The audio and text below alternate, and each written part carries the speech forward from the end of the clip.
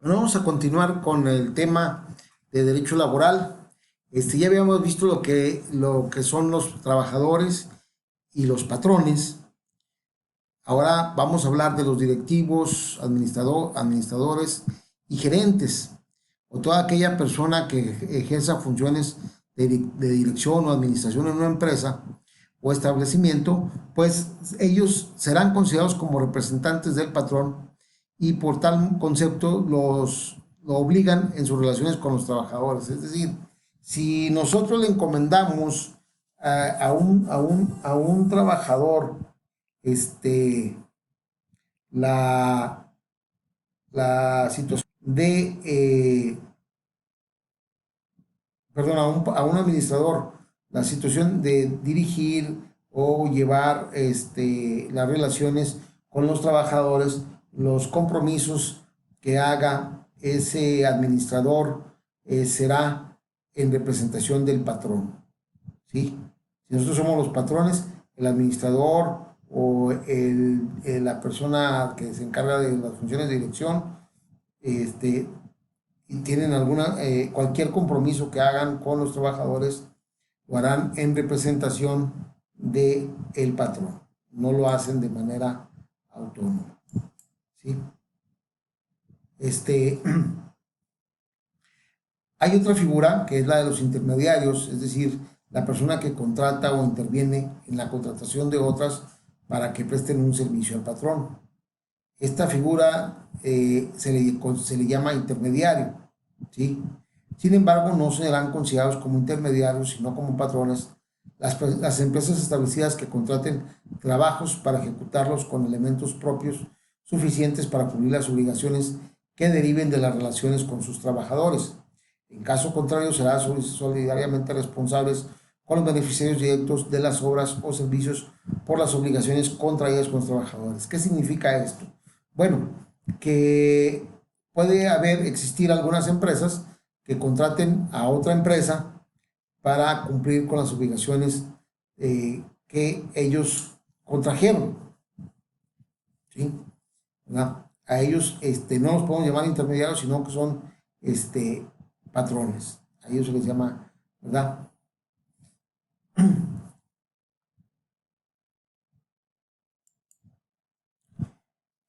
Las personas que utilicen intermediarios para la contratación de trabajadores serán responsables de las obligaciones que se deriven de la Ley Federal del Trabajo y respecto de los servicios laborales prestados, ¿verdad?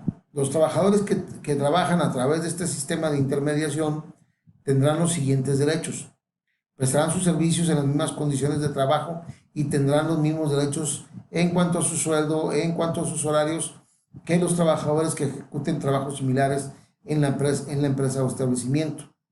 Los intermediarios no pueden recibir ninguna retribución o comisión a cargo de los horarios de los trabajadores, ¿sí? Las empresas que ejecutan obras o servicios en forma exclusiva o principal para otra que no disponga de elementos propios suficientes, de conformidad con el artículo 13 de la Ley Federal del Trabajo, deberán de observar las siguientes normas. Primero, la empresa beneficiaria será solidariamente responsable de las obligaciones que se contraigan con los trabajadores, ¿sí?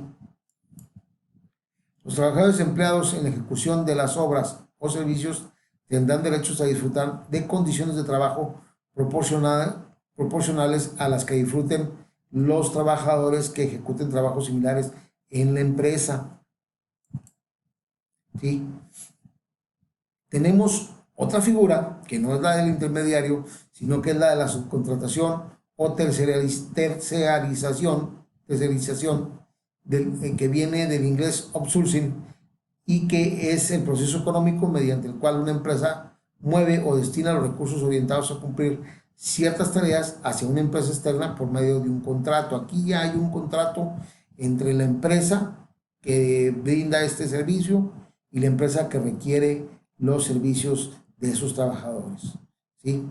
Esto se da especialmente en el caso de la subcontratación de empresas especializadas.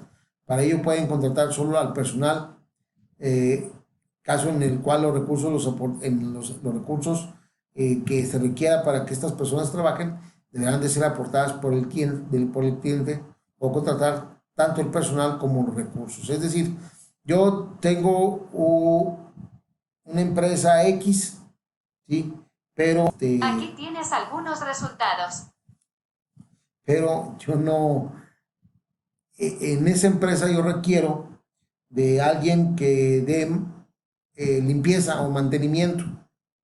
Yo contrato a una empresa que me manda a un grupo de personas que se dedican a la limpieza, ¿verdad?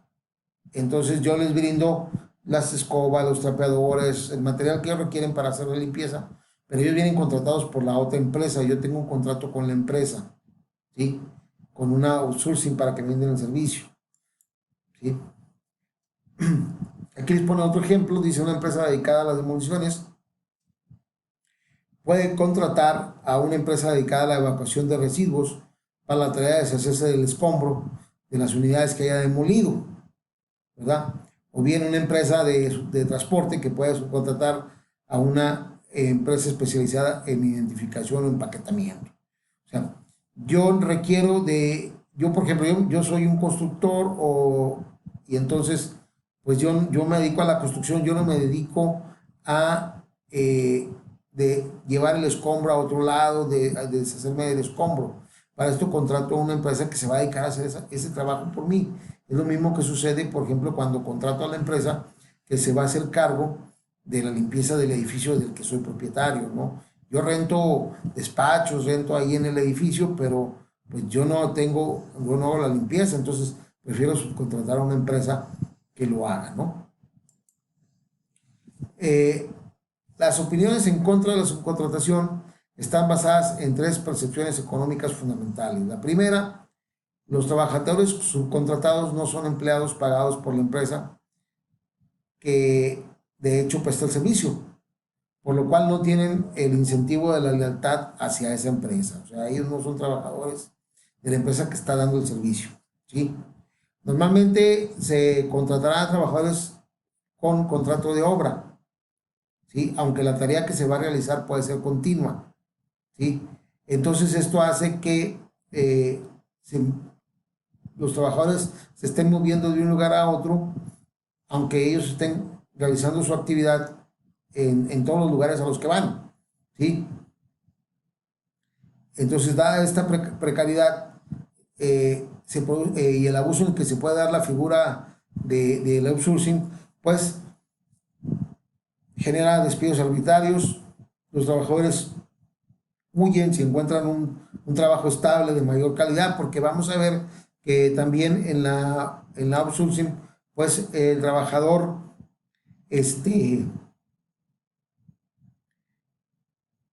puede ser ocupado durante cierto tiempo y después descansado y volver a hacer un nuevo contrato y entonces pues no genera antigüedad y no genera algunas prestaciones que vamos a ver, ¿no? La subcontratación especialmente seguida de la externalización o la deslocalización elimina puestos de trabajo, ¿sí? Estos son los tres cuestiones económicas por las cuales se considera que el outsourcing no es adecuada. También otra de las situaciones es que no se genera antigüedad laboral. Como les decía ahorita, liquidan al trabajador cada cierto tiempo, ¿sí? Y lo vuelven a contratar. Entonces esto hace que no se vaya generando una antigüedad porque cada vez que los despiden o que terminan el contrato, lo liquidan y entonces no hacen una antigüedad laboral. No reciben vacaciones porque precisamente como están sujetos a despidos, pues se las dan, o sea, se las pagan en cada contrato, te doy una semana de vacaciones y vente después, pues ya ahí estás generando que no se genere esta cuestión de vacaciones. No se recibe aguinaldo porque cuando terminas el contrato, ahí le liquidas su parte proporcional del aguinaldo. Debido a esta situación de que no eres constante en un trabajo, en una actividad laboral determinada, entonces pues no vas generando de manera continua los puntos del Infonavit y el trabajador pierde puntos en el Infonavit por esta circunstancia, ¿sí? Se pierden también derechos en el IMSS, ya que también no hay aportaciones consecutivas de los trabajadores y de los patrones. ¿Por qué? Porque se está constantemente cambiando o sea, no de trabajo. Bueno, incluso algunas de estas outsourcing generan nuevas empresas para generar también para ellos utilidades porque están generando nuevas empresas. Es decir, son los mismos trabajadores, pero con una nueva empresa, entonces esto le genera beneficios a este tipo de empresas, ¿vale? Ahora, también es un problema para el trabajador para pelear sus derechos ante el Instituto Mexicano del Seguro Social, porque generalmente estas empresas se extienden por todo el país y se da de alta al trabajador en donde está su matriz. Entonces puede existir una outsourcing aquí en Torreón que tenga sus oficinas en la ciudad de Cuernavaca, ¿verdad? Y entonces allá es donde se da de alta al trabajador porque ahí está la matriz de la empresa. Entonces, para una alta, para una cuestión de ese tipo, pues es un conflicto porque el trabajador no se encuentra en ese lugar, ¿sí?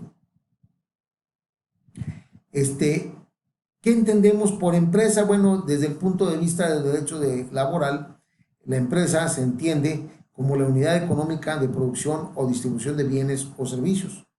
Y por establecimiento tenemos una unidad técnica que como sucursal, agencia u otra forma semejante, sea parte integrante y contribuya a las relaciones de los fines de la empresa. Entonces, al hablar de nosotros de una empresa, pues hablamos de esa unidad económica que produce o distribuye bienes, ¿verdad? Y al hablar del establecimiento estamos hablando de una parte que se desprende de él, que es una unidad técnica, es decir, una sucursal, ¿verdad? Nosotros ver, por ejemplo, en Soriana, hay una matriz, ¿verdad? Donde se desarrolla toda la actividad económica, ¿sí? Y existen diferentes sucursales en toda la República, ¿sí? Que tienen los mismos fines que la empresa, ¿sí? ¿Cuál es la relación de trabajo? ¿Qué entendemos por relación de trabajo? Es cualquier acto que da origen a la prestación de un trabajo personal subordinado a una persona, ya dijimos, moral o física, mediante un pago del salario, ¿sí? Es decir, nosotros desde que verbalmente contratamos a una persona o bien le hacemos un contrato por escrito, estamos estableciendo una relación de trabajo. Pues dice, sea cual sea el acto. Eso de que nosotros le decimos a una persona que va y nos dice, oiga, pues vengo y le barro aquí a la casa. Y ustedes dicen, sí, véngase a barrer. Pero resulta que, pues, ven que el trabajo de la persona es bueno. Y dicen, oiga, pues, ¿por qué no se viene todos los días y me barre? Aguas, ya están generando una relación de trabajo. No hay contrato escrito, hay un contrato verbal, pero con eso es suficiente para darse por la existencia de una relación de trabajo, ¿verdad? Les dice, el contrato individual de trabajo, cualquiera que sea su forma o denominación, es aquel en virtud del cual una persona se obliga a prestar a otra un trabajo personal subordinado mediante el pago de un salario, ¿sí? La prestación de un trabajo a que se refiere el párrafo que estamos viendo, o el que vimos en el punto anterior, se refiere, produce los mismos efectos, o sea, ya sea verbal o escrito, produce los mismos efectos, ¿verdad? La existencia del contrato y de la relación de trabajo se presume entre la persona que lo presta y lo que lo recibe. Por eso les digo, o sea, si una persona, ustedes la contratan verbalmente, entonces esta persona puede demandar laboralmente diciendo que cuenta con un contrato de trabajo, aunque no se haya escrito. La responsabilidad de que exista el contrato de trabajo por escrito le corresponde al empleador o patrón, es decir, a la persona que emplea al trabajador o al patrón, ¿sí? Y es de preferencia, es preferente que sea por escrito a que sea de manera verbal, ¿sí? Pero si no se hizo por escrito y el trabajador, hay un conflicto con el patrón, trató el señor fulano de tal día, ahí me dijo verbalmente que si quería prestar mis servicios como barrendero, en ese momento se está generando la relación de trabajo y por lo tanto se presume la existencia del contrato y la relación de trabajo en esa demanda que está haciendo el trabajador y con eso será suficiente para que nos demande. En las siguientes diapositivas vamos a ver cuáles son los elementos